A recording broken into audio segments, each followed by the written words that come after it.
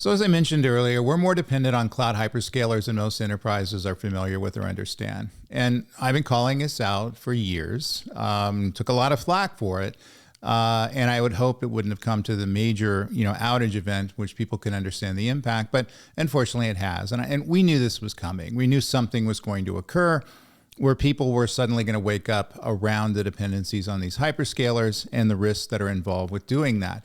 So even if you don't have an AWS account, as many of my clients found out, they're impacted. So in other words, I talked to them after the outage, and they're concerned about business losses around sales systems being down, inventory controls not working, software as a service systems not functional, and therefore they couldn't run their business. They were frozen in essence for 9 hours.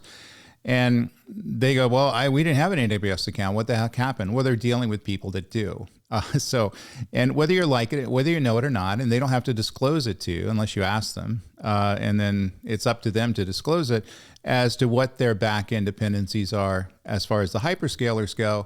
And in many cases, it's going to be more systemic around the hyperscalers than people understand. You got to remember the hyperscalers have always been the easy button to build and deploy these systems. So most of the technology providers out there, software as a service providers, system providers, accounting systems, things like that, are very dependent on the hyperscalers, in this case, AWS. And unfortunately, we found out.